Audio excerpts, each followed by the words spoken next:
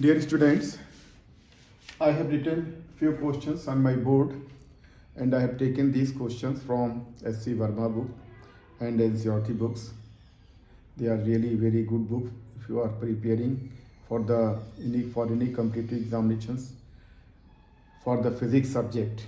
And I really appreciate these two books because sometimes the questions are directly asked from these books. So here are the few questions and they are the important questions, but not very tough, not very difficult for you if you have really prepared for the subjects. So without any delay, let's start the today's session. Question number 1. An inductor coil, a capacitor and an AC source of RMS voltage 24 volt are connected in series. When the frequency of a source is varied, a maximum current of 6 ampere is observed. If this inductor coil is connected to a battery means DC source, DC batteries of EMF 12 volt and internal resistance of 4 ohm, what will be the current?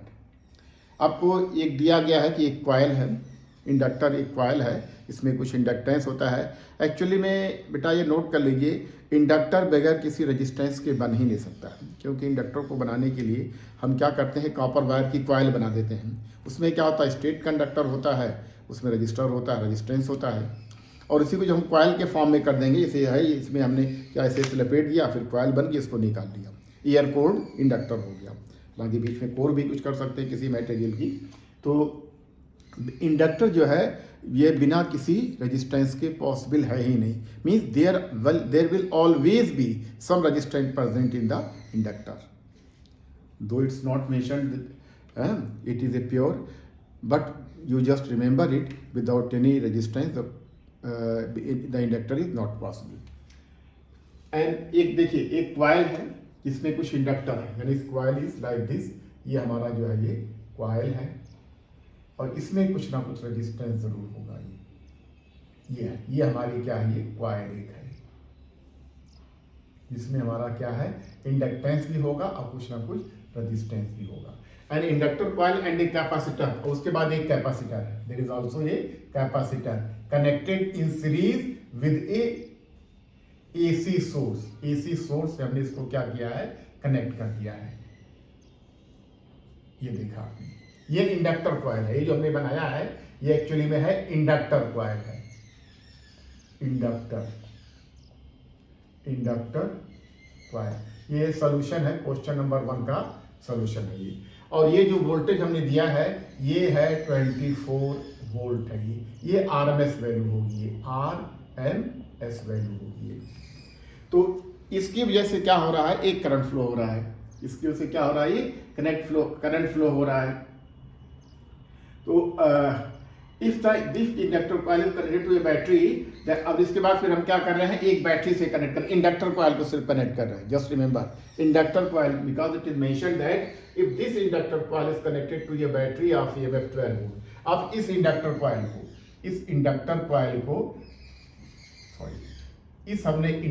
Coil को हमने क्या किया है, एक battery से connect कर दिया है. ये देखिए, ये बैटरी है जिसका इंटरनल रेजिस्टेंस भी दिया हुआ है, कितना है, ये 4 ओम है. ये इंटरनल रेजिस्टेंस है, ये 4 ओम है. और इस बैटरी का जो EMF है दैट इक्वल टू 12 वोल्ट है, ये 12 वोल्ट है. इसकी वजह से करंट फ्लो हो रही है. तो ये हमारा इंडक्टेंस कॉइल है, ये इंडक्टर कॉइल है, ये इंडक्टर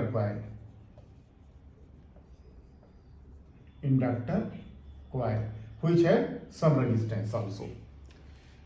तो ठीक है, हम प्रोसीड करते हैं. When the frequency of the source is varied, जब सोर्स की फ्रीक्वेंसी हम वेरी करेंगे तो क्या वेरी हमारा होगा, अगर हम सोर्स की फ्रीक्वेंसी वेरी करते हैं तो वेरी होता हमारा क्या, जो inductive reactance of the inductor, यानी XL. इसकी जो वैल्यू होती है 2 पाई F इंटू L, या इसी को ओमेगा L कहिए. और क्या वैल्यू होगा, कैपेसिटिव रिएक्टेंस भी वैल्यू होगा, जिसकी वैल्यू होती है 1/2 पाई F इंटू C, या इसी को 1/ओमेगा C कहिए, जब फ्रीक्वेंसी वेरी होगी. तो जब फ्रीक्वेंसी वेरी कर रहे हैं a maximum current of 6 ampere is observed. जब हम वेरी करेंगे इसको तो इसका जो एक्सएल वेरी करेगा, आर नहीं वेरी करेगा, आर है ये वेरी नहीं करेगा, it will not vary because it is independent of frequency. तो उसके बाद जब हमने इसको वेरी किया तो एक स्टेज ऐसी आ गई कि करंट हमारी इसमें क्या हो गई, मैक्सिमम करंट फ्लो होने लगी, यानी आई जो है हमारी मैक्सिमम करंट फ्लो होने लगी। आप जानते हैं कि जो ये पूरा सर्किट है एक एलसीआर सर्किट बना हुआ है, और इस एलसीआर सर्किट में जो Z होता है इसकी वैल्यू होती है R square plus XL minus XC, और मैं इसको XL माइनस XC का होल स्क्वायर है। लेकिन ये कह दिया है करंट इज मैक्स। जब हमने फ्रीक्वेंसी वेरी किया तो एक सिचुएशन ऐसी आ गई कि जो हमारी करंट थी ये क्या हो गई है, मैक्सिमम वैल्यू पर पहुंच गई है, जिसको हम कहते हैं आई मैक्स मान लीजिए या आई नॉट मान लीजिए, आई नॉट को मैक्स मानते हैं, peak value of the current maximum value मान लेते हैं। तो इसकी जो वैल्यू हमारे पास है ये कितना दे रही है, 6 एम्पियर है, is equal to 6 ampere, 6.0 ampere ये दिया हुआ है। और आई मैक्स कब होता है, आपने पढ़ा होगा कि आई मैक्स कब होता है, आई इज मैक्सिमम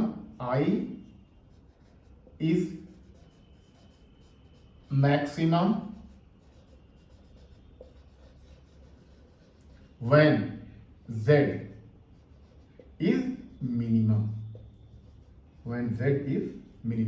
आपने देखा होगा जब फ्रीक्वेंसी वेरी करते हैं तो जो ग्राफ आता है, ये फ्रीक्वेंसी हमारी है ओमेगा एफ, ये हमारा होता है XL होता है, और ये हमारा होता है XC होता है, और ये हमारा होता है Z होता है, Z है ये हमारा है, ये क्या कहते हैं इसको हम XC कहेंगे, और ये मान लिया हमारा क्या है, ये रेजिस्टेंस, ये हमारा क्या है, रेजिस्टेंस है। तो देखा आपने जब फ्रीक्वेंसी एक जगह ऐसी आ गई है, या फ्रीक्वेंसी हम वेरी करें, हम पहले फ्रीक्वेंसी कुछ थी, फिर बढ़ाया,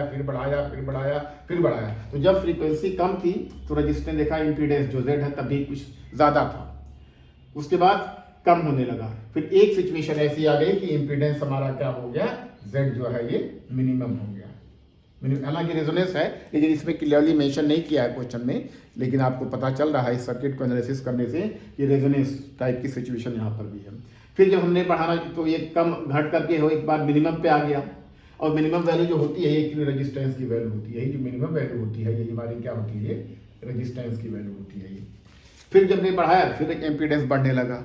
तो फ्रीक्वेंसी वेरी करने से जब करंट मैक्सिमम तब हुई है जब हमारा Z क्या हो गया है, मिनिमम होता है। और आप जानते हैं जो Z मिनिमम की जो वैल्यू होती है, Z मिनिमम की वैल्यू होती है ये R के बराबर होती है। ये कब होता है, when XL minus XC is equal to 0। बस हो गया आपका क्वेश्चन, अब कुछ नहीं करना है, बस अगर आपको यही एक कंसेप्ट पता है कि करंट मैक्सिमम तब होती है जब हमारा Z जो है यानी इंपेडेंस जो है मिनिमम होता है। तो minimum impedance means Z is equal to R। तो अब देखिए इसमें इस सर्किट से हमें पता चल जाएगा कि हमारी जो I है 24 है, और सॉरी वोल्टेज 24 है, करंट हमारी मैक्सिमम 6 है, तो हम निकाल सकते हैं Z minimum is equal to what, 24 volt जो है क्या RMS वैल्यू है, and the current is 6 is equal to 4 ohm. ये हमारा क्या है, रेजिस्टेंस है। किसका है, रेजिस्टेंस ऑफ द कॉइल है, रेजिस्टेंस ऑफ द कॉइल है, यानी कॉइल का जो है ये रेजिस्टेंस है, ठीक है। और बाकी सब तो क्या हुआ, 0 हो गया, क्योंकि हमने फ्रीक्वेंसी वेरी करके एक सिचुएशन पे ऐसे पहुंच गए हैं कि Z मिनिमम हो गया है, तो करंट हमारी क्या हो गई है, ये मैक्सिमम हो गई है। यानी ये हमारा था ये हमारा था V, और ये हमारा था ये क्या, I max था। तो Z minimum is equal to R which is found to be 4। तो इतना पता चल गया। तो अब देखिए, चलिए मैं यहाँ पे आ जा रहा हूँ, इस वाले पार्ट पे आ जा रहा हूँ मैं, जो ग्राफ में दिखा दे रहा हूँ। ग्राफ को इसकी जरूरत नहीं थी, लेकिन मैंने समझाने के लिए, आपको रिवाइज कराने के लिए क्या था ये। फिर हमने क्या किया है, उसी कॉइल को हमने किससे कनेक्ट किया है, एक डीसी सोर्स से कनेक्ट किया है। जब हमने डीसी सोर्स से कनेक्ट किया है, देखिए ये कॉइल है, हमें इसका इंडक्टेंस नहीं पता है, लेकिन जब डीसी दे देंगे, अगर हम डीसी सप्लाई देंगे तो कुछ भी होगा। इन दिस केस क्या होगा, इन दिस केस, किस केस में, यानी जब हमने डीसी दिया है तो एक्स एल की जो वैल्यू होगी कितनी रहेगी, जीरो रहेगी, because frequency zero, because frequency is zero. तो ओनली आर इज दिया, यानी सर्किट में हमारे क्या है, सिर्फ आर होगा। तो इसका मतलब ये हुआ है कि जो induct resistance R of the coil, R of the coil will be what, ये जो है रेजिस्टेंस हमारा, देखिए आर ऑफ द कॉइल कितना हो जाएगा, ये देखिए ये रेजिस्टेंस हमारा 4 ओम आ गया, ये जो 4 ओम आया है रेजिस्टेंस ऑफ द कॉइल है, यानी ये 4 ओम है और ये क्या है, ये 4 ohm already internal resistance battery का है। तो इस केस में जो करंट होगी I will be equal to what, कितना वोल्टेज हमारी है, 12 वोल्ट, 12 वोल्ट। और ये दोनों रेजिस्टेंस 4 ओम और 4 ओम अब किस में आ गए हैं, सीरीज में आ गए हैं, यानी 4 + 4 इज इक्वल टू 8 ओम, 8 ओम। तो करंट हमारी कितनी हुई, 12/8, यानी इसको काट दीजिए 4 से, 4 × 12, 4 × 8, यानी 3/2, यानी 1.5 एम्पियर इसमें करंट फ्लो होगी। जब हमने इसको बैटरी से कनेक्ट किया है इंडक्टेंस कॉइल को, यानी इंडक्टर कॉइल को, जिसमें कुछ इंडक्टेंस रहा होगा, अब उस इंडक्टेंस के जो इंडक्टिव रिएक्टेंस था वो जीरो हो गया, क्योंकि फ्रीक्वेंसी डीसी में जीरो होती है। तो सिर्फ क्या काम करेगा, सिर्फ एल है, यानी आर जो है रेजिस्टेंस ऑफ द कॉइल है वही है, और ऑलरेडी रेजिस्टेंस 4 ओम का जो इंटरनल रेजिस्टेंस बैटरी का वो भी है। तो this 4 ohm are they are connected in series. तो जो करंट हो जाएगी इस केस में, तो यू हैव टू फाइंड, दिया हुआ है कि resistance what will be the value of current, यानी करंट की जो वैल्यू आएगी ये कितनी आएगी, 1.5 एम्पियर। बस हो गया, कुछ नहीं इसमें था, लेकिन थोड़ा इसमें हिंट दिया था, डायरेक्टली नहीं लिख दिया था कि रेजोनेंस है, रेजोनेंस अगर नहीं हो, अगर क्योंकि इसमें इतना लिखा हुआ है कि जब हम फ्रीक्वेंसी वेरी कर रहे हैं, भाई रेजोनेंस तभी तो होता है जब हम फ्रीक्वेंसी वेरी करते रहते हैं। तो एक पोजीशन आती है कि क्या होता है कि जेड चेंज होता है, बिकॉज एक्सएल भी चेंज होता है और एक्सी भी चेंज होता है, और एक फ्रीक्वेंसी ऐसी आ जाती है जहां पर जेड हमारा मिनिमम हो जाता है, उस वक्त एक्सएल यानी inductive reactance of the inductor and the capacitive reactance of the capacitor both are equal हो जाते हैं। दोनों की वैल्यू जो एक्सएल माइनस एक्सी क्या होती है, ये हो जाती है कितनी, जीरो हो जाती है। तभी जेड हमारा क्या होता है, मिनिमम होता है। और जब जेड मिनिमम होगा यानी इम्पीडेंस मिनिमम होगा तो रजिस्टेंस, तो करंट हमारी क्या होगी, मैक्सिमम होगी। तो ये हमारी मैक्सिमम करंट, हमें मैक्सिमम करंट की वैल्यू दे दी गई है, जेड हमें मिनिमम पता चल गया है, और Z minimum is nothing but the circuit, resistance of the circuit. तो जो रजिस्टेंस था सिर्फ कॉइल का रजिस्टेंस था, यानी इंडक्टर का रजिस्टेंस था। तो ठीक है, इसको देखा आपने बेटा, बहुत आसान था क्वेश्चन ये एस सी वर्मा की बुक का है, लास्ट के पहले का है एक क्वेश्चन है, ये इंपॉर्टेंट है, थोड़ा इसको देखिएगा। इसमें कहीं नहीं लिखा कि रेजोनेंस है, लेकिन इसको सर्किट को एनालिसिस करने से उसकी लैंग्वेज से पता चल जा रहा है कि एसी जब उन्हें सप्लाई किया है तो रेजोनेंस वाली कंडीशन आ गई है, इसीलिए मैक्सिमम करंट फ्लो हुई है। ठीक है, और उसके बाद फिर इंडक्टेंस को डीसी में किया गया है, डीसी में एक्सएल जीरो है क्योंकि फ्रीक्वेंसी जीरो है, सिर्फ आर काम कर रहा है, ये 4 ओम का, ये 4 ओम का। तो बैटरी से जाने वाली करंट हमारी निकल गई 1.5 एम्पियर करंट है। नोट कर लीजिएगा, एस सी वर्मा का बुक है, बुक का क्वेश्चन है ये। ठीक, मैं इसको मिटा रहा हूँ, अब उसको जो है इस क्वेश्चन को मिटा फिर दूसरे पर आता हूँ मैं। ये इसको नोट कर लीजिए, चाहे नोट कर लीजिए, मैं बेटा समझाने की कोशिश करता हूँ लिख के। हो सकता है मैं सिस्टमेटिकली नहीं लिख पा रहा हूँ किसी चीज़ को, लेकिन इसको अगर समझ रहे होंगे, रियली इंटरेस्टेड होंगे, तो आप इसको बहुत आसानी से कर लेंगे। आपका ऐसा कंसेप्ट क्लियर हो कि फिर आप कभी भूलेंगे ही नहीं। चलिए ठीक है, मैं इसको मिटा रहा हूँ।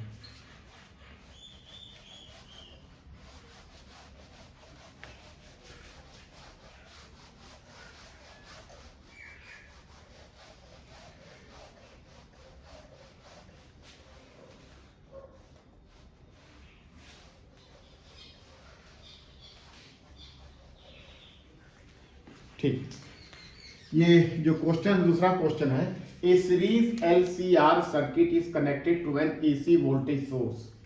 एक सीरीज एलसीआर सर्किट है जिसको हमने एसी वोल्टेज सोर्स से कनेक्ट कर दिया है। When L is removed from the circuit, यानी एलसीआर से अब हमने एल को हटा दिया है, the phase difference between current and voltage is π/3। तो करंट और वोल्टेज की भी जो फेज डिफरेंस है π/3 है। ठीक है, इफ इंस्टेड, उसके बाद हमने क्या किया है, इंडक्टेंस को रहने दिया है, सी को रिमूव कर दिया है, यानी एल को रहने दिया है, सी को रिमूव कर दिया है, again the phase difference is π/3 between current and voltage. उस वक्त बताना आपको पावर फैक्टर कितना है। चलिए ठीक है, इसको हम सॉल्व करते हैं। ये नीट 2020 में आया है, नीट 2020 में आया था ये क्वेश्चन। तो ठीक है, चलिए इसको हम दूसरे क्वेश्चन का सॉल्यूशन देखते हैं। पहले हम एक LCR सर्किट बना देते हैं।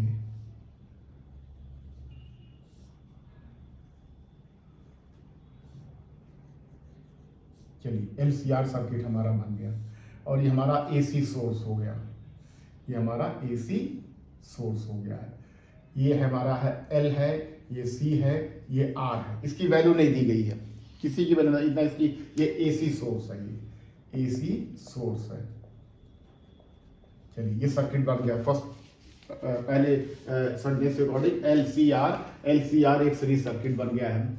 अब हमने पहला क्या करा कि व्हेन L इज रिमूव, जब हम L को रिमूव कर दे रहे हैं, यानी जब L को हम रिमूव कर देंगे तो फेज डिफरेंस इज π/3।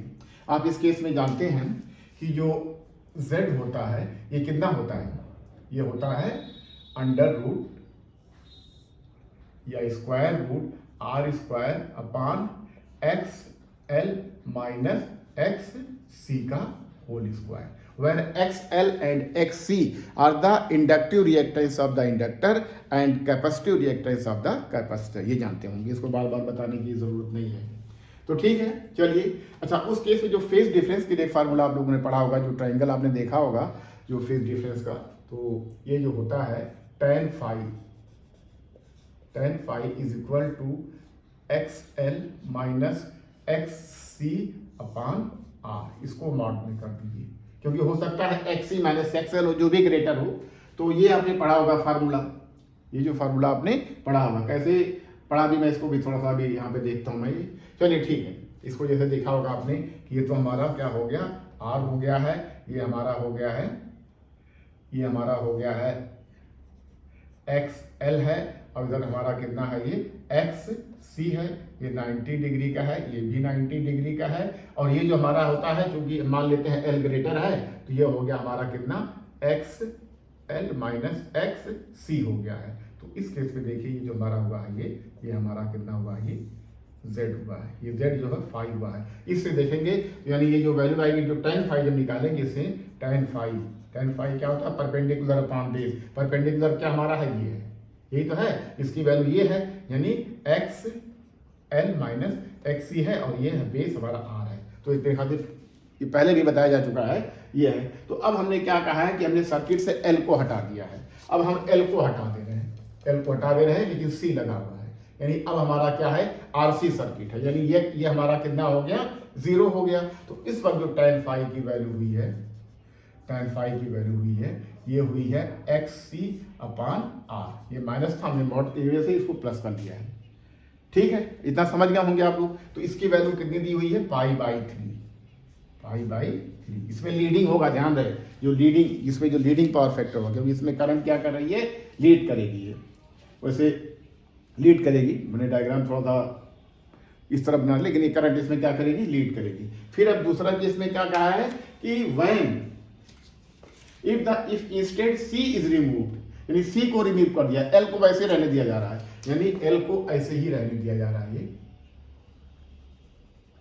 L को जो है ऐसे रहने दिया रहा, और C को रिमूव, C को सर्किट से हटा दिया गया, बस ये हमारा L हो गया। अब LR सर्किट हो गया है। तब भी जो हमारा है, इस वक्त भी जो tan phi है हमारा, इस वक्त जो tan phi है, ये हो जाएगा जैसे, अब क्या होगा, XC तो XC हट गया है, XC तो ये हमारा 0 हो जाएगा, और ये बचेगा, तो ये क्या बच जाएगा, XL अपॉन R बचेगा। उस केस में भी हमारा कितना है, π/3। लेकिन अब चूंकि LR सर्किट है, इसलिए पावर फैक्टर क्या होगा, लैगिंग होगा, यानी करंट पीछे रहेगी और वोल्टेज लीड करेगी। तो ठीक है, अब दोनों केस में देखिए, अगर इसको मान लेते हैं इक्वेशन नंबर 1, इसको मान लेते हैं equation number 2। tan phi equal to π/3 यहाँ पर भी है, tan phi π/3 भी यहाँ पर भी है। और दोनों सर्किट से पता चलता है हमारा क्या, कि दोनों सर्किट से जो दोनों बराबर हैं, तो उसको हम लिख सकते हैं इस बेस पे कि XC upon R is equal to XL upon R। लिख सकते हैं इस आधार पे लिख सकते हैं ना इसको। तो ठीक है, जब हमने लिख लिया है इसको, तो देखिए हमारा R कट गया, फिर क्या बचा, XL minus XC, sorry XL is equal to XC, यही तो बचेगा ना, क्योंकि R कट जाएगा। XC is equal to XL या XL is equal to XC। तो जब इस तरह से ये होता है XL और XC होता है तो उस केस में क्या होता है, हमारा Z जो होता है R होता है। इस केस में क्या होगा, जब XL XC दोनों इक्वल होंगे यानी XL minus XC will be zero, means XL minus XC, जो भी इसको मॉड में कर लीजिए, इसकी वैल्यू कितनी होगी, ये जीरो होगी।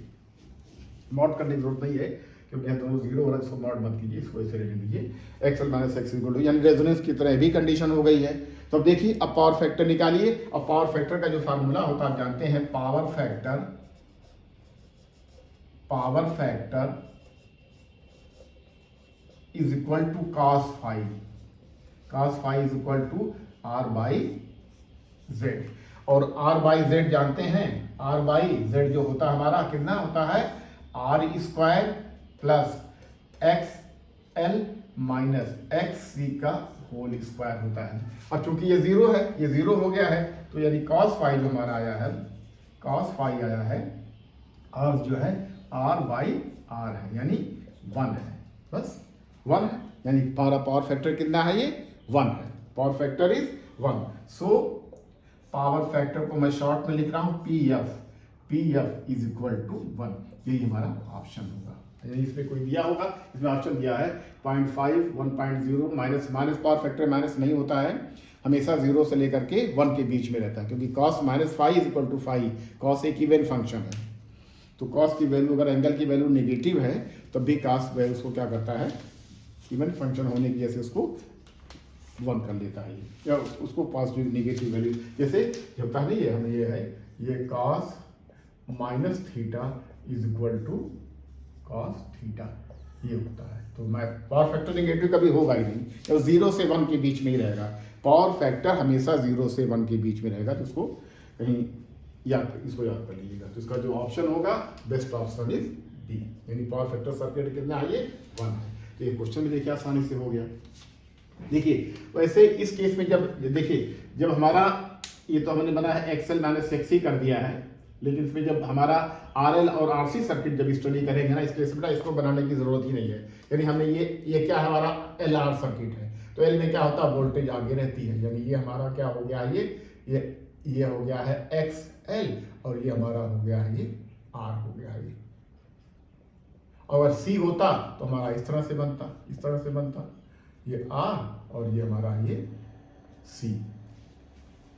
तो ठीक है, सब पढ़ चुके हैं, इसलिए मैं इसमें ज़्यादा फोकस नहीं कर रहा हूँ, मैं क्वेश्चन को सॉल्व करने की कोशिश कर रहा हूँ।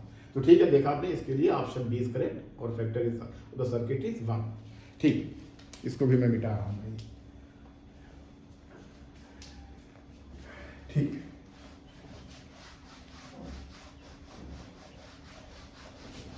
बेटा देखिए, इसको जो है एसी सर्किट जो है ऐसा है कि 1-2 क्वेश्चन तो हर साल आते हैं, चाहे वो नीट का हो चाहे वो जेई का हो। नीट जो होता है, जो नीट का जो लेवल होता है, जो जेई का जो मेन होता है, उसी तरह के क्वेश्चन आते हैं। मैंने जो देखा है, फिलहाल मेरा एक्सपीरियंस यही है।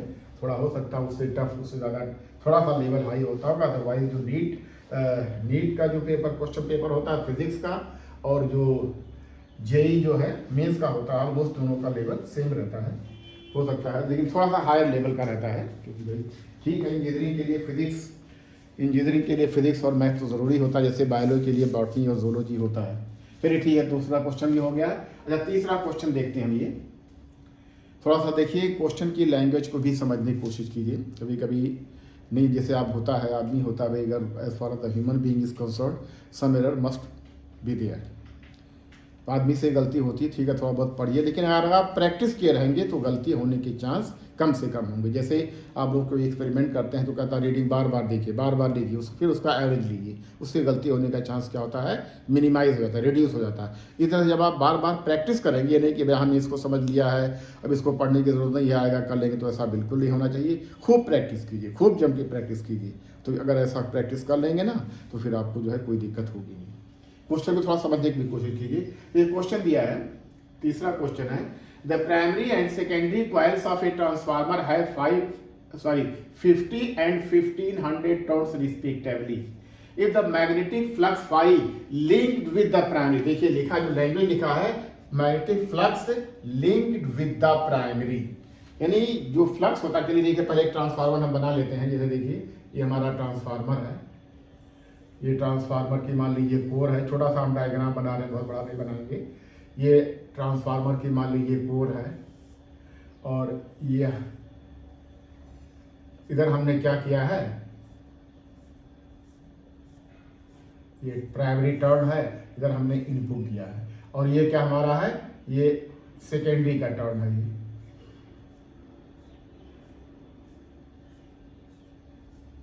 ये हमारा सेकेंडरी है। तो इधर प्राइमरी टर्न मान लीजिए हमारा कितना था, एनपी था, और सेकेंडरी टर्न कितना है, एनएस मान लीजिए। इधर हमने कुछ वोल्टेज दिया है, एसी वोल्टेज दिया है। तो इधर क्या हुआ है, इसमें कोर में फ्लक्स डेवलप हुआ है। ज़्यादा नहीं बताना, बस एक बना रहे हैं समझाने के लिए। एक फ्लक्स डेवलप हुआ कोर में, जो कि दोनों में लिंक करता है, प्राइमरी में भी ये, सेकेंडरी में भी लिंक करता है ये। तो इधर क्या होगा, एक वोल्टेज इंड्यूस होगा जिसको हम कहेंगे ईपी, और इधर एक वोल्टेज इंड्यूस होगा जिसे हम कहेंगे सेकेंडरी वोल्टेज ईएस करेंगे। ठीक है, तो आपको इतना पता है। तो आपको देखिए दिया हुआ है कि if the magnetic flux linked with the primary, इसमें जो देखिए लिखा हुआ है मैग्नेटिक फ्लक्स, मैग्नेटिक फ्लक्स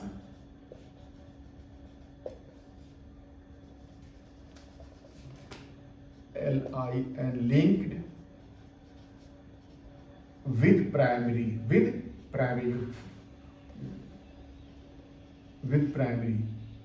देखिए ये देखिए बेटा, इसकी वजह से कोर में फ्लक्स डेवलप हुआ है। कोर में क्या हुआ है, ये फ्लक्स डेवलप हुआ है। देखिए इसमें चूंकि टर्न होता है, ये सारे टर्न में फ्लक्स लिंक होता है।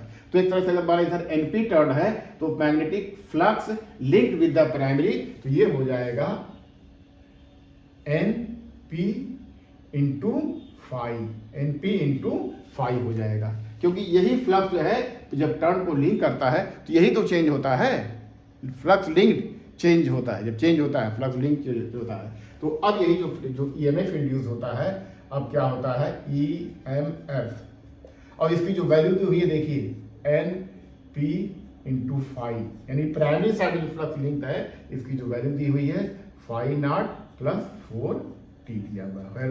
5 is a const, 5 not constant है। ये क्या हमारा है, ये कांस्टेंट है, ये कांस्टेंट है, ये कांस्टेंट है।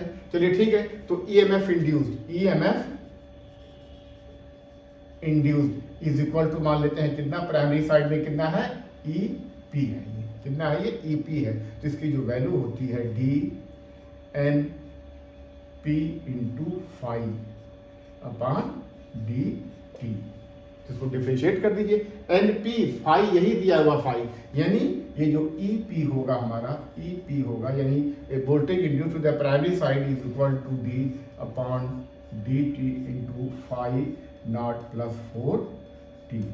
5 नॉट कांस्टेंट है, कांस्टेंट का डिफरेंशिएशन 0 होता है। अब 4T है, जब 4T को T से करेंगे तो इसकी वैल्यू कितनी आएगी, सिर्फ ये 4 वोल्ट आएगी। क्योंकि फ्लक्स हमारा किस में दिया है, वेबर में दिया है, टाइम सेकंड में दिया है, इसलिए ये हो गई है 4 वोल्ट में हुई है, 4 वोल्ट हो गया है। बस अब आपको बताना है कि the output voltage across the secondary, यानी सेकेंडरी साइड में कितना वोल्टेज हुआ है, ES कितना होगा। सो ES यानी voltage induce to the secondary side, यानी वोल्टेज या EMF इंड्यूस कहिए, इसको कहिए EMF induced to the secondary side, to the secondary side, to the secondary, ये कितना हो जाएगा, फॉर्मूला इसके लिए लगाना पड़ेगा, क्या होता है ES upon EP is equal to NS upon NP। इसी को हम टर्न रेशियो भी बोलते हैं। सबकी वैल्यू दी हुई है, NS की वैल्यू भी दी हुई है, NP की वैल्यू भी दी हुई है, और EP आपने अभी कैलकुलेट किया 4 वोल्ट आया है। तो इससे आपका पता चलता है जो हमारा ES जो है, ES यानी voltage induce to the secondary is equal to how much, NS upon NP into EP। सारी वैल्यू आपको पता है। EP मीन्स प्राइमरी वोल्टेज, तो देखिए NS कितना है, 1500 है। ये कितना है ये, चलिए इसको लिखते हैं 1500, और एनपी कितना है 50, और ये कितना है ईपी कितना आया है 4 आया है। तो ठीक है, 1 0 1 0 इससे काट दीजिए, तो ये इसको कैंसिल कीजिए, 5 3 15 और हुआ 3, कट गया। अब 30 into 4 is equal to 120 volt, यानी जो ई एस आया है secondary voltage induce is equal to 120 volt आया है, उतना वोल्ट है। इसका आंसर इसमें देखिए दिया होगा 220 volt, 120 volt, 30 volt and 90 volt. तो क्या होगा ये 120 वोल्ट, ऑप्शन बी है हमारा ये। इसके लिए क्या हमारा है ये option number B, option B correct है ये ऑप्शन हमारा जो है ये यही हमारा क्या है ये करेक्ट है। ये भी हो गया आसान। देखिए भाई मेरा हालांकि देखिए बहुत सिंपल फार्मूले पर बेस था, जो ट्रांसफर 2 ही फार्मूला है ही, 2 क्या 3 कह लीजिए। एक तो इसके साथ करंट भी जुड़ जाता है, और एक होता है आउटपुट पावर सेकेंड और इनपुट पावर बराबर होता है, ही 2 है ही इसमें। तो डायरेक्ट फार्मूले पर था, लेकिन मैं ये बताना चाह रहा था कि इसमें बच्चे कुछ गलती क्या कर रहे थे। जब मैंने भी इसको कुछ देखा था, तो हालांकि मैंने ऑप्शन नहीं दिया था उसमें, तो कुछ इसमें गड़बड़ी कर रहे थे। इस फ्लक्स जैसे हमने क्या किया, इस फ्लक्स को डिफरेंशिएट कर दिले और साथ ही साथ टर्म को भी मल्टीप्लाई कर दे रहे थे। यानी उसको उन्होंने क्या क्या किया था, जैसे हमने पढ़ा था कि minus N P into D phi by D T, तो उन्होंने phi D phi by D T इसको फाई मान लिया था, फिर टर्म से मल्टीप्लाई किया था। हालांकि रिजल्ट उसी प्रोपोर्शन में आएगा, लेकिन ऐसा नहीं होता बेटा। ये flux linked with the primary दिया है, flux linked with the primary दिया है। हो सकता है flux linked with the secondary कर दे, तो हो जाएगा क्या सेकेंडरी साइड में जो टोटल फ्लक्स है, टोटल फ्लक्स एक तरह दिया है, जो ये टोटल फ्लक्स है जो प्राइमरी साइड में, क्योंकि फ्लक्स तो कोर में डेवलप हो गया। फिर वही फ्लक्स क्या करता है भाई, वाइंडिंग इसीलिए बनाई जाती है कि वाइंडिंग में फ्लक्स उस कॉइल में उसी में फ्लक्स क्या हो लिंक हो, और जिससे ज़्यादा से ज़्यादा हमारा ईएमएफ इंड्यूस हो सके। क्योंकि ईएमएफ इंड्यूस जो डिपेंड करता है सिर्फ और सिर्फ किस पे करता है, नंबर ऑफ टर्न्स पे, जो आप पढ़ चुके हैं पहले। तो ठीक है, इसमें देखा अपने ऑप्शन बी है 120 वोल्ट होगा। प्राइमरी साइड में 4 वोल्ट था और सेकेंडरी साइड में 120 वोल्ट होगा। ठीक, इसको नोट किए, मैं इसको मिटाता हूँ।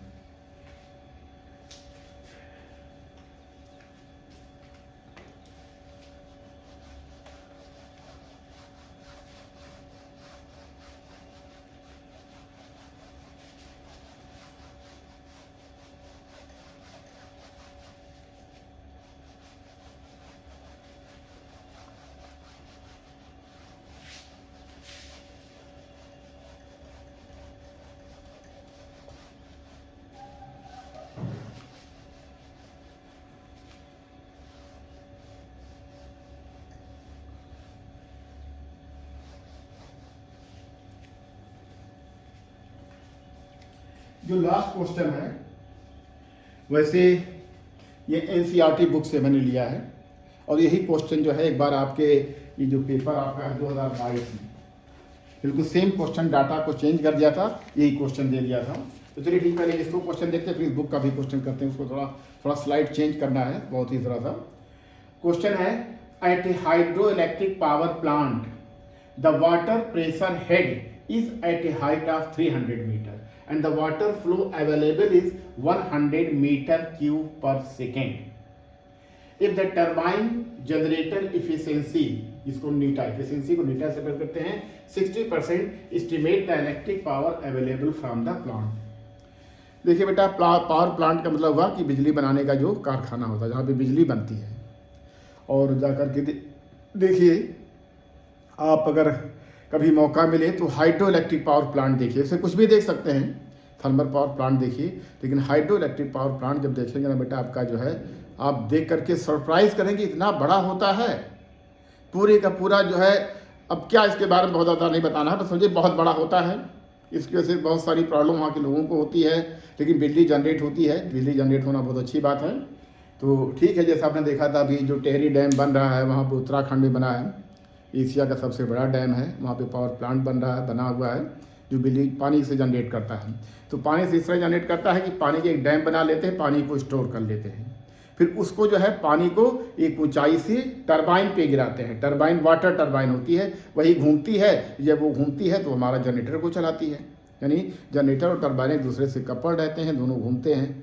तो हमें क्या होता है, उससे बिजली जनरेट होती है। तो ठीक है, तो बहुत लंबा पढ़ भी चुके थोड़ा बहुत, जैसे एसी जनरेटर वगैरह में। तो ये क्वेश्चन नंबर 4 उसी पर, हालांकि इसमें कोई भी एलसी का फार्मूला नहीं है, लेकिन चूंकि हम जितने भी पावर प्लांट होते हैं सबसे एसी ही जनरेट होती है, इसीलिए उसमें रख दिया है इस चैप्टर को। इसे इसका एसी से जो हमने पढ़ा है, फेज लैग, ये करंट वोल्टेज जो होता है, इससे अभी इस ये वाले फार्मूला को यूज़ नहीं हो रहा है। इसमें सिर्फ एक मैकेनिकल में जो एनर्जी कन्वर्जन होता है, क्योंकि पावर प्लांट में भी एनर्जी का कन्वर्जन होता है, क्योंकि आप जानते हैं कि law of conservation of energy, उसमें यही तो कहा गया है कि एनर्जी को आप ना तो बना सकते हैं ना डिस्ट्रॉय कर सकते हैं, सिर्फ उसको एक फॉर्म से दूसरे फॉर्म में चेंज कर सकते हैं। जितना एनर्जी हमारे नेचर ने प्रोवाइड किया है वो होके रहेगी, और ultimate source of energy is the sun, वही उसी से सारी एनर्जी बनती है, किसी भी तरह की एनर्जी हो।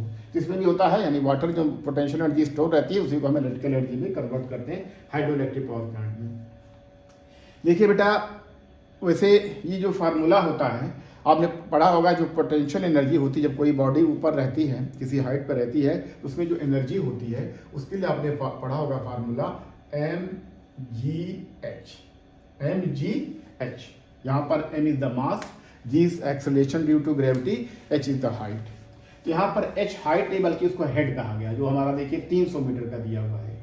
और वाटर फ्लो जो दिया हुआ है, देखिए मीटर क्यूब, ये इसका जो वॉल्यूम है, और ये है पर सेकेंड, यानी हमें डिस्चार्ज, वाटर का जो डिस्चार्ज होता है वो हमको दिया गया है। तो इसके लिए एक फार्मूला होता है, इसी के आधार पर एक फार्मूला ड्राइव किया गया है, जो power is equal to 9.8 QH and नीटा। जहां पे देखिए पावर इन है, ये है power in kilowatt, power in kilowatt. 9.8 जो है, Q is the discharge of water,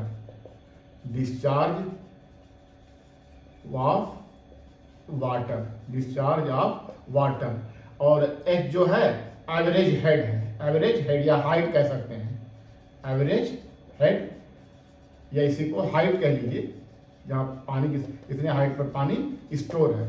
और नीटा इज द ओवरऑल इफिशियंसी, यानी ओवरऑल इफिशियंसी मींस टरबाइन और जनरेटर दोनों की, इसमें टरबाइन और जनरेटर दोनों आ जाता है, टरबाइन प्लस जनरेटर।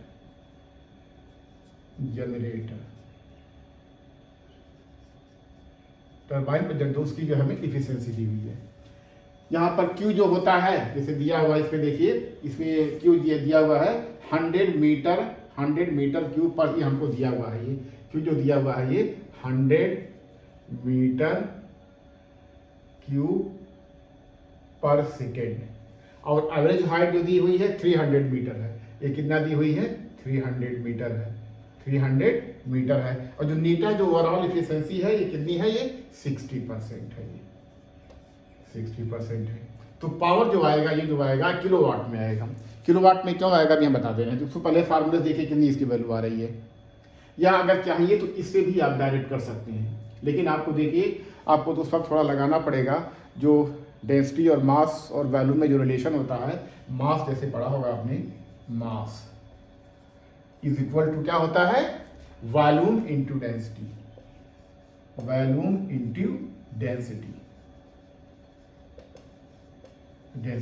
और डेंसिटी ऑफ वाटर कितना होती है, जो डेंसिटी ऑफ वाटर होती है ये है डेंसिटी ऑफ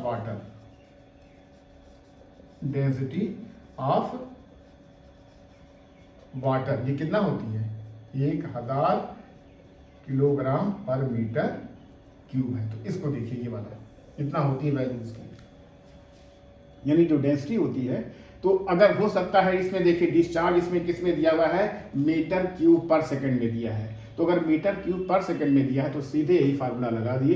खैर फिलहाल देखते हैं इसमें कितना आ रहा है, फिर उसके बाद हम डिस्कस करते हैं दूसरे क्वेश्चन में भी, क्योंकि इसमें थोड़ा सा चेंज किया गया है। P is equal to 9.8, Q is equal to कितना है, how much, Q is equal to 100 metre cube, and Q is equal to 100 है, और H कितना है, 300 है, H इज 300 है। 300 है, और नीटा जो एफिशिएंसी है कितना है 60% है, तो 60% का मतलब हुआ 60/100, 60% मीन 60/100 हुआ। तो देखिए इसको इसे सॉल्व कर लीजिए। जो 9.8 आया है एक्चुअली में जी है, देखिए इसमें फार्मूला जी है कि एनर्जी जो होती है, यानी इसको हम कह सकते हैं पोटेंशियल एनर्जी, पोटेंशियल एनर्जी होती है, बेसिकली यही फार्मूला है। और जब पावर निकालना होता है, पावर होता है, पावर इसको क्या करते हैं, एनर्जी से क्या करते हैं, इसको हम ये एनर्जी को टाइम से डिवाइड कर दे रहे हैं, टाइम से हम ये डिवाइड कर दे रहे हैं। तो ठीक है, चलिए इससे निकालिए फिर हम इसको, पहले इसको हम फार्मूले की हमने दी है, इस फार्मूले कहीं नोट कर लिए बेटा, क्योंकि ये फार्मूला जो है ये ड्राइव करके आया हुआ है, कहीं हो सकता है आपको मुश्किल से किसी किताबों में मिलेगा। इसको नोट कर लिए, एनसीईआरटी ने थोड़ा बहुत दिया है, इस फार्मूले को लिखा है, तो जो मैंने इस फॉर्म में बहुत सिंपलेस्ट फॉर्म में लिखा है। 9.8 एक्चुअली जी है, 9.8 क्या एक्चुअली में है, जी है। चलिए ठीक है, इसको वैल्यू देखिए कितना हो रही है, पहले इसको देखिए, ये 99.8 है, 100 है, तो इसको क्या करते हैं, इसको कर देंगे, इसको जब 90 से 9.8 को 100 करेंगे तो हो जाएगा 980 हो जाएगा, इनटू ये जो है 3 है, तो ये देखिए 100 को इससे काट दीजिए, तो ये हो जाएगा 3 × 60 यानी 180, ये इसकी वैल्यू आएगी। तो इसको जब सॉल्व करेंगे तो इसका जो आंसर आएगा 176.4 किलोवाट रहेगा, इंटू 1000 भी आएगा तो मल्टीप्लाई करेंगे, लेकिन जब किलोवाट में कन्वर्ट करेंगे यानी ये जो आ रहा वैल्यू इसकी 176,400, ये वाट में है, जब हमने इसको किलोवाट में किया तो ये वैल्यू हमारी आ गई 176.4 आ गई, यानी 176.4 किलोवाट है इसकी जो है वैल्यू आई है ये। तो ये देखा आपने कि ये क्वेश्चन जो है सीधे mgh वाला जो फार्मूला था उसी के आधार पे था। तो ठीक है, मैं इसको जो है ये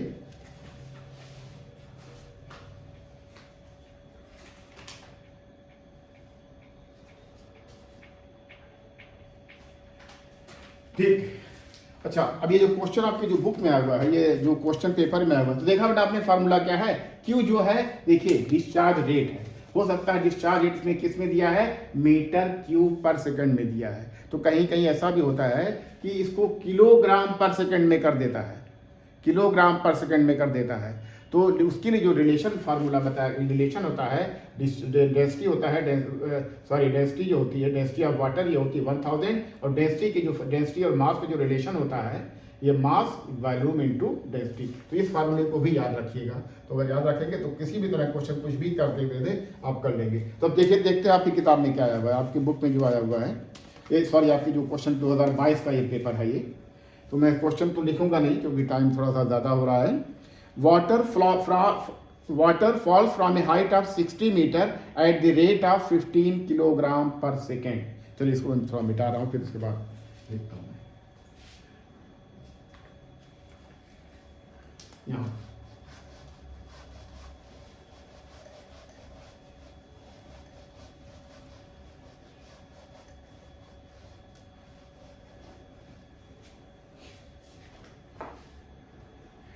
2022 का क्वेश्चन है, water fall from a height of 60 metre, यानी हेड दिया हुआ है, एच दिया है, कहीं कहीं कैपिटल एच होता है, कहीं स्मॉल होता है, ये है 60 मीटर, 60 मीटर होता है ये, at the rate of 15 kilogram पर मीटर, यानी जो रेट दिया क्यों दिया है, इसमें जो दिया हुआ है ये 15 किलोग्राम पर सेकेंड, और जो ये कह रहा था loss due to frictional force are 10%, loss जितना हो रहा है, कितना हो रहा है, 10% लॉस हो जा रहा है, यानी उसकी जो इफिशियंसी आ रही है ये आ रही है 90%, 10% का लॉस ये दिया हुआ है, 10% लॉस ये हमको दिया हुआ है, ये हमको दिया हुआ है ये।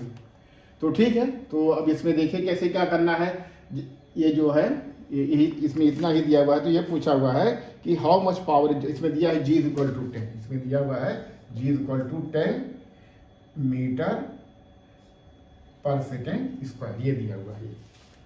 सारे फार्मूले बेटा यही है, देखिए इसको अगर देखा जाए तो देखिए किलोग्राम पर सेकेंड, अब जैसे मैंने बताया था कि ये 15 ग्राम, अगर मान लिया कि ये की जो इसमें हमने इसमें जो दिया हुआ क्यू इसमें दिया है मीटर क्यूब पर सेकेंड, मीटर क्यूब पर सेकेंड, इसमें किसमें दिया हुआ है किलोग्राम पर सेकेंड। तब आपको डेंसिटी का फार्मूला लगाना पड़ेगा। डेंसिटी का जो फार्मूला होता है यानी जो mass is equal to volume into density, तो उससे चाहे तो किलोग्राम को मीटर में कन्वर्ट करके लिखिए, या किलोग्राम को मीटर में लिखिए, या मीटर को किलोग्राम में करके लिखिए, तो डेंसिटी का फार्मूला अप्लाई करना पड़ेगा। इसलिए मैंने बताया था कि बेसिक फार्मूला एक्चुअली में हमारा यही है, mgh है। तो अगर उससे देखिए mgh की तो एनर्जी है, इसी को अगर टाइम से कर देंगे तो हमारा क्या हो जाएगा, पावर निकल जाएगा। यानी अगर हमें पावर निकालना है, P इज इक्वल टू, इसे निकालना है, हमारे पावर निकालना है, तो जो वर्क होता है, जैसे वर्क या एनर्जी ये अपन टाइम होता है, यही होता है ना। तो टाइम इसमें देखिए दिया हुआ है, टाइम इसमें पर सेकंड कर दिया है, तो उसको हमें लिखने की जरूरत नहीं है टाइम को, तो अपने आप एनर्जी, अपने आप पावर निकल जाएगा। तो Q जो दिया है किलोग्राम में दिया है, इसमें सीधे वैल्यू उसको रखिए। M जो दिया हुआ कितना, 15 किलोग्राम,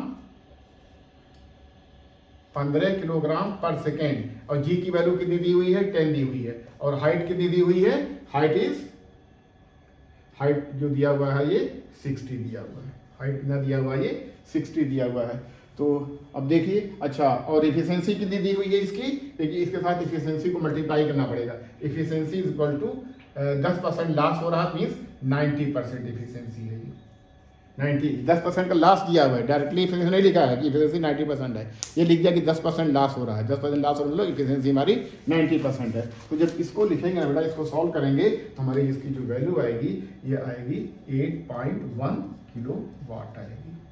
यानी उस पावर प्लांट से हमें इतना जो है पावर मिल रहा है, 8.1 किलो वाट का पावर मिल रहा है। इसको सॉल्व करेंगे तो बिल्कुल आ जाएगा ये, क्योंकि देखिए ये साइन ऑलरेडी जो है एनर्जी वैसे निकाला, mgh निकाला है, लेकिन मास किलोग्राम पर सेकेंड है, किलोग्राम पर सेकेंड मीन्स वो ऑलरेडी टाइम से डिवाइड हो चुका है ये। तो देखा आपने किस तरह से फार्मूला है, बेसिक फार्मूला ये है, लेकिन ये ड्राइव करके ये फार्मूला लिख दिया गया है, जिसमें ये हमारा G है 9.8 होता है, 10 भी लिख सकते हैं, Q जो रेट ऑफ डिस्चार्ज है, H हेड है, नीटा इफिशियंसी, ओवरऑल इफिशियंसी यानी टरबाइन और जनरेटर दोनों की इफिशियंसी है। तो देखा इस तरह से क्वेश्चन बहुत ही आसानी से हो गया। ये चारों क्वेश्चन बहुत ही महत्वपूर्ण प्रश्न थे, और ये इसको ज़रा सा अच्छी तरह से पढ़िए। हालांकि इसमें कोई एसी का कोई कंसेप्ट ऐसा नहीं लगा जो आपको बताया गया है, सीधे आपका मैकेनिकल एनर्जी जो कन्वर्जन होता है एनर्जी का, उसी पर बेस्ड है ये। तो ठीक है, इसको सॉल्व कीजिए और अभी क्वेश्चन की तरह देखिए।